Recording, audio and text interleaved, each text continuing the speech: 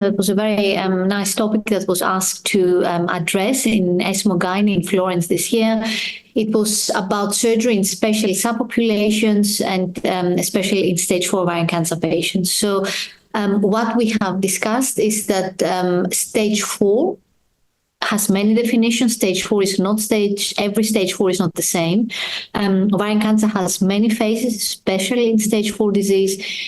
We have discussed that we have the stage 4 patients with extensive extra-abdominal disease, distant metastases who are completely inoperable, where of course primary surgery is not the primary key and is not something we aim for, but we should have some neoadjuvant chemotherapy first and then proceed to surgery if the patients have responded. But then we had a very big discussion around the fact that nowadays stage 4 disease, many patients have stage 4 disease, whereas in the past they wouldn't, just because the imaging is so much better.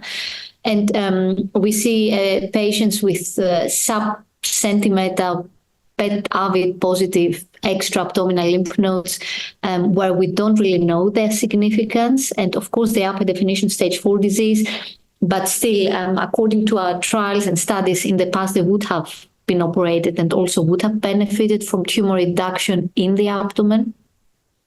So this was actually the main topic that we have all as key opinion leaders discussed.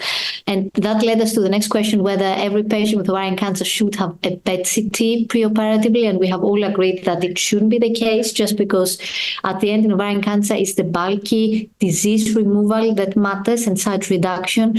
But that is why all patients would need a systemic chemotherapy to target all microscopic disease that at the end is in the entire abdomen. And that is why we talk about macroscopic tumor clearance in ovarian cancer and not R0 resection, which means theoretically microscopically free margins, which is never the case in advanced cancer.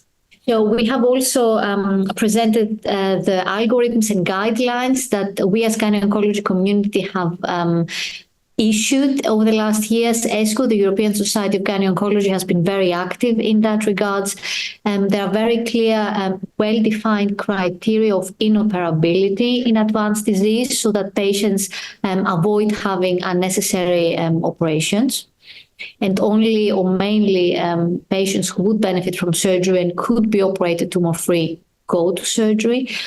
And also what was very importantly we have addressed is that those patients, they need to be treated and operated within a special setting.